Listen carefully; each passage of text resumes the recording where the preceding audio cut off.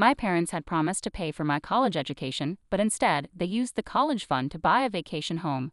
Feeling betrayed, I decided to run away and cut off all contact with them. It wasn't until I received unexpected news from my dad that I reconnected. When I was 18, I, a 28-year-old male, ran away from home because my parents went back on their promise to help with my college tuition. They had assured me that they would cover the costs, but at the last minute, they told me they couldn't. This left me with no choice but to find another way to finance my education. I want to make it clear that I didn't feel entitled to their money. However, my parents had explicitly promised to pay for my college tuition when the time came. They were well off. My dad ran a successful business, and my mom was a moderately successful real estate agent. I had a comfortable childhood where everything was provided for me. Money was never a concern, and I'm grateful for that. I attended private school all my life and didn't have to work until I turned 18 because my parents always reassured me that they would take care of everything. I never thought I'd need to worry about paying for college because my parents always assured me they'd handle it all. Naturally, and I never felt the need to find a job or save money since I trusted their promise completely. I had no reason to doubt them. They had always provided everything I needed, and we had a great relationship. While I wouldn't say I was spoiled, I was certainly well taken care of. I didn't have extravagant demands, so I was relatively easy to manage as a kid. Around my 18th birthday, I noticed my dad becoming increasingly worried about work. He started spending much more time in his office, which was unusual for him. He seemed constantly stressed, and I couldn't understand why. I asked my mom several times if he was okay, but she always insisted he was fine, even though his behavior suggested otherwise. This went on for months, and I assumed it was work-related stress he didn't want to discuss. I didn't let it bother me too much because I was focused on my finals and too busy studying to care about anything else. After my finals, I was looking forward to a stress-free week and celebrating my 18th birthday. The morning of my birthday started off well when my parents came to my room to wish me a happy birthday. However, instead of leaving afterward, they told me to get dressed and come downstairs for an emergency family meeting in the living room. Their grim expressions should have been a warning sign, but I still had no idea what was coming. I quickly got dressed and headed downstairs. Once we were all seated, my father began to speak. He revealed that he had been keeping a secret from me for several months, but he felt it was time to tell me the truth. My mother could barely look me in the eye, and my dad seemed very fidgety. He explained that the business had been struggling for the past few months, which was why he had been working so hard. He was doing his best to make ends meet and ensure he could pay all of his employees. It had been a struggle, my father continued, with him having to take several salary cuts just to keep paying his employees. My mother had been managing all the household expenses for the past few months, which was challenging because our lifestyle was quite expensive, and she didn't make as much as my dad. However, he assured me that things were back on track now and that the business was doing well again, so they would recover the losses soon enough. I assumed the meeting was just to update me on the business's recovery, but there was more to it. They told me that, given the new financial situation, they could no longer afford to pay for my college education. I was shocked. I thought the business was doing well again, so I couldn't understand why they couldn't afford it. But then they revealed that the losses weren't the only problem. They had spent my college fund on a holiday home in Cabo a few months earlier, just before the business started to struggle. They could have sold the holiday home, but they believed they would recover the money soon enough and didn't anticipate that my dad's business would struggle for so long.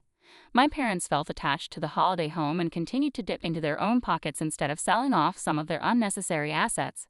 This decision led them to realize that they couldn't afford to send me to college without severely impacting their finances. That was it. My world turned upside down that day, and I remember losing my composure completely when my parents told me they could no longer fulfill the promises they had made to me for years. I wasn't angry that my dad's business was struggling. That would have been petty.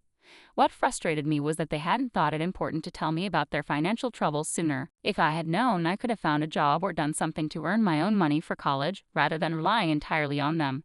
I knew that my earnings from a few months of work wouldn't amount to much, but at least it would be something.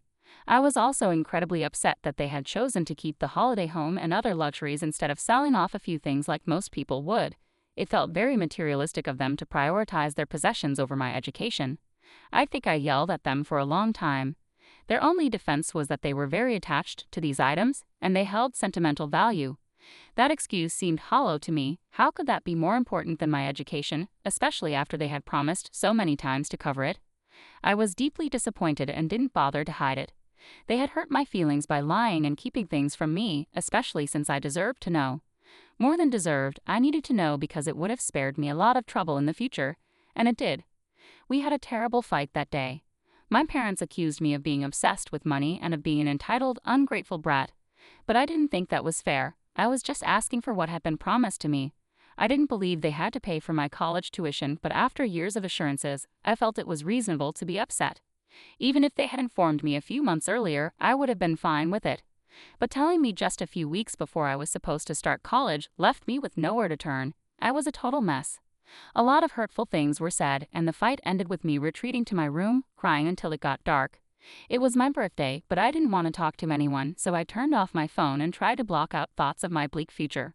I could have taken out a student loan, but that would have required my parents to sign off on it. Given their financial situation at the time, it would have taken them a while to recover from the losses they had faced, and I didn't think they were in a position to take on a loan. Otherwise, they likely would have suggested it themselves. I was lost and kept crying in my bed, overwhelmed with sadness. What made it worse was that my parents didn't even bother to check on me, as if they didn't care. That really hurt my feelings, and by evening, my sadness had turned into anger. In a moment of frustration, I decided I was going to teach my parents a lesson and started packing my things to run away from home. At the time, I didn't realize this would become a permanent decision, nor could I have predicted my future when I was 18. I guess I was being a bit of a brat, just wanting to get back at them and make them worry. So I sneaked out of my room and slipped through the kitchen door, careful not to alert anyone in the house. I managed to leave quietly, and nobody noticed I was gone. I headed straight to my girlfriend's, now my wife, house. Haley, 28F, was my childhood sweetheart, and I knew I could count on her. She had been calling me all morning, but I hadn't been able to respond, so I decided to visit her. I knew I was always welcome at her home, as her parents loved me and it wouldn't be an issue. When I arrived, Haley was the one who opened the door. She looked worried and told me how she had been trying to reach me all day, even though I had canceled the party I'd invited them to. We hugged, and I shared everything that had happened that day. She seemed shocked, as she knew my parents well and struggled to believe they could do something so reckless. I told her that I had run away with a few of my belongings and planned to stay at her house for a few days. Haley seemed okay with my decision, but when I told her parents about my plan, they were clearly against it. They tried to explain, as politely as possible, that it was a bad idea and could have serious repercussions for all of us. At the time, I was too angry and stubborn to see their point and argue with them.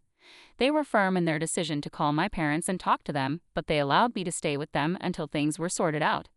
I didn't mind, knowing that Haley's parents and mine were good family friends. I figured they might get my parents to apologize, which was really all I wanted at that moment. After about an hour on the phone, when Haley's parents came back into the room, they told me I would have to stay with them for a few days because my parents weren't ready to take me back yet. In a way, I have to thank my in-laws for making that phone call because, without it, my life might have taken a very different direction. During the call, Haley's parents told my parents that I had run away after they informed me they couldn't pay for my college. They thought my parents would have a good laugh, considering how childish it was of me, as I was just trying to teach them a lesson. But my dad was furious on the phone. He screamed at Haley's dad, saying that if I wanted to run away, I could stay with them for as long as I wanted. He wasn't ready to take any more responsibility for me or my actions, making it clear that I was nothing but an ungrateful brat who didn't care about my parents' well-being. I only cared about money and myself, so he declared that they were done with me. I could either apologize and beg for forgiveness, or I could stay away from them. My in-laws wisely didn't tell me about the details of the phone call when they returned to the room and simply told me that I had to stay with them for a few days. I was okay with it, as it meant more time with Haley. I figured my parents would come around eventually and things would return to normal. But that never happened. On the third day of my stay at Haley's house, her parents sat me down and finally told me that my parents had said they wouldn't speak to me until I apologized for my behavior. I thought it was absurd and was quite indignant, so I told them I wasn't going to apologize to anyone for what I did, believing I had been perfectly justified in my actions. Haley's parents tried to reason with me, acknowledging that they supported me and felt my parents were being inconsiderate and unreasonable. However, they explained that I would need to go back home eventually, and for that, an apology was necessary. I stood my ground, insisting I wouldn't apologize and that I wouldn't even go home if it came down to it. I didn't want to be a burden, so I said I'd find another place to stay. Despite my insistence, Haley's parents, who loved me dearly, wouldn't hear of it. They told me I wasn't going anywhere else until the fight was resolved and that I would stay with them. When I tried to argue that I didn't want to be a burden, they dismissed my concerns, assuring me that I wasn't a burden to them. It was very kind of them, and I ended up staying with them for the next few weeks until it was time for me to start college. Thanks to my in-laws, I was able to go to college. About a week after I left home, my father-in-law sat me down and told me he had arranged the funds for my tuition. He suggested I make peace with my parents now and assured me that I didn't need to worry about debt or interest rates as this wasn't a student loan. He encouraged me to call my dad to sort things out and consider moving back home. But I didn't think it was a good idea. My issue wasn't about the availability of funds. It was about my dad's refusal to take any responsibility and his belief that he had nothing to apologize for. The real hurt was the lies and false hope my parents had given me for months, knowing they would eventually let me down. That broke my heart. Even if they went broke, I would still love them as my parents, but I couldn't forgive the deceit. It was unacceptable to me. So I told Haley's dad that while I appreciated his attempt to reconcile me with my parents, I couldn't do it, and I couldn't accept the money because I didn't want to be in debt to him. I tried to tell him that I didn't need the money, but he insisted that I had to go to college, whether or not I reconciled with my parents. He had already borrowed money from a friend, so it had to be used. Once again, Haley's dad came to the rescue, and I was able to attend college. I told him I wasn't comfortable taking money from him because I didn't want to be in debt. But he brushed it off, saying I could just work after college to pay him back. Since he had already taken out a loan, he emphasized that I had to go to college. I ended up going, and it turned out to be one of the best decisions of my life. I couldn't thank Haley's dad enough. He not only let me live with him but also funded my education. I couldn't have asked for more. He also tried to talk to my parents several times to help them understand how I was feeling, but with no success. My parents refused to reconcile with me or apologize, and before I knew it, years had passed without any communication. That was the last time I saw them in person, and they weren't even at my graduation because they had completely cut me off once I ran away from home. It was incredibly disappointing as I had always hoped they would come around eventually, but the more I waited, the less likely it seemed. Haley's parents did their best to be there for me, and I was deeply grateful for their support. Their presence often helped me forget that my own parents didn't seem to care about me. I really don't think I could have gotten through that period of my life without them. They always reassured me that they were there for me and sometimes even said that my parents would be proud of me, but I had no way of knowing that since my parents were no longer in my life. It was emotionally difficult because I had always had a great relationship with my parents growing up. The fact that one fight could completely destroy our relationship was disheartening. My parents chose their material possessions and ego over their own son, and that was just sad. So I never called them, and they never reached out to me.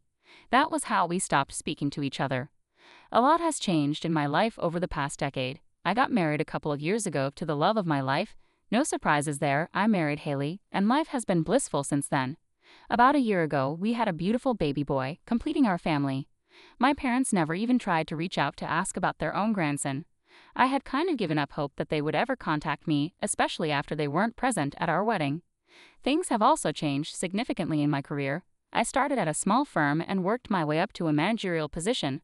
Earning a good salary, I was able to pay off my debt to my father-in-law, even though he never mentioned it and never asked for the money, because that's just the kind of person he is. I wanted to show him how grateful I am for everything he's done for me, so I repaid him with a little extra. Money can never truly express my gratitude for all the support he and Haley's family have given me throughout my life. Over the past 10 years, things have changed dramatically for me, and I would say life has only gotten better. My 18-year-old self would be really proud of where I've ended up. I genuinely never expected to hear from my parents again because, let's be honest, they had numerous opportunities to reach out. They could have contacted me at my graduation, when I got engaged, married, or even when I had my first child, but they didn't, and that was a choice they made. There was no way they didn't know about these events because I posted them on social media, and I have a lot of relatives there, so someone must have told them. But they didn't care, so they didn't reach out. Despite everything, I miss them, but I had stopped holding out hope that they would contact me. It was clear to me that, to them, nothing was more important than themselves, and they refused to acknowledge that they were wrong for what they did all those years ago. If they couldn't accept their mistakes, I couldn't let them back into my life because it would only become toxic and messy. For us to have a relationship again, they would have to acknowledge their errors, and if they did that, I didn't think we would have anything to talk about. About a week ago, my dad reached out to me after almost 10 years, and it wasn't good news. After some small talk about my job and life, he told me over the phone that my mom's health was deteriorating, and he wanted me to come home for a few days to spend time with her. When I asked him what was wrong, he revealed that my mother had been diagnosed with Parkinson's disease a couple of years ago and was really suffering. I was shocked that it had been years since her diagnosis, and my parents hadn't thought it was important to tell me. Regardless of our fights, I felt this was significant news, and I should have been informed. I couldn't hold back my anger and snapped at my dad. asking him why he hadn't told me. He replied that he didn't think it was important because he didn't think I would care, given that I hadn't reached out to them in a long time. We ended up getting into another fight where we just blamed each other for not reaching out and being too egotistical. I was accusing him of the same thing he was accusing me of, but I was convinced I was right. After some heated arguing, my dad snapped and told me he had known it was a bad idea to call me, and that my mother had been wrong. He said I still didn't care about them and was going to hold a grudge forever. Then he hung up, and we didn't speak after that. I told my wife about the conversation, and she suggested that instead of arguing with him, I should have just agreed to visit my mother. She reminded me that, despite everything, they are still my parents. My mother is seriously ill, and if she wanted me to visit, my dad and I should have put our differences aside for a family reunion. My wife thinks that instead of fighting with my dad, I should have let bygones be bygones after all these years. She believes I should visit my parents to see my mother. However, I disagree. I feel my dad is being inconsiderate, and I don't want to go to his house because I fear I'll be pressured to apologize or address our unresolved issues. Yet, I'm also afraid that if I don't make amends now, I might never be able to speak to my parents again, and I don't want that. So am I the asshole for fighting with my dad when he called to deliver the bad news about my mother? Update 1. Hi everyone, I spoke with my wife again, and Haley really helped me see that I was mirroring my father's behavior by refusing to reconcile with my parents. So I've decided to visit them and try to mend things. I don't plan to apologize because I don't feel I owe them one, and I doubt they will apologize to me either. In a few hours, I'll be heading out, and Haley will stay home with our son. If things go well, I might even invite them to meet their grandson. This family feud has lasted too long, and it's time to end it. I want my son to have a relationship with his grandparents, and I want to reconnect with my parents. As Haley said, they are still my parents. I'm unsure how they will respond to my visit, but I'm hopeful things will go well. Please keep me in your thoughts and prayers. Update 2. I just returned from my visit to my parents a few hours ago, and I'm relieved to say it went really well. My dad was the one who answered the door, and when he saw me, he just broke down in tears and gave me a big bear hug. I started crying too because it had been so long. Then I saw my mom. She looked so frail, and it was really tough to see her like that. We talked for a long time, and I shared all about my life. It was really nice. We ended up reconciling and realizing how foolish we had all been. They apologized for the fallout 10 years ago, admitting they should have been better parents, and I acknowledged that I could have been a better son too. I invited them over for dinner next week, and they're finally going to meet their grandson. I think we're all equally excited about that. I'm just so glad everything went smoothly, and I'm looking forward to rebuilding our relationship. I told Haley, and she was thrilled too. We're even considering having a family dinner next week with both our parents. Update 3. Hey, just a few hours after the family dinner, and it was an absolute blast. Everyone had a great time, and the atmosphere was just so warm and comfortable. My parents and my in-laws finally reconnected after not speaking for so long, mainly because of the rift between my parents and me. My parents met my son for the first time, and it was incredibly emotional for them. We all shed some tears, but they were happy tears. We're thinking of making this a regular thing now. Being with them really made me realize how much I had missed my parents over the last decade. Now that we're back on good terms, I don't want to lose that, especially considering my mother's health. I don't know how much time we have left with her, so I want to make the most of it. We're planning to meet up more often, and I really hope it works out well for all of us.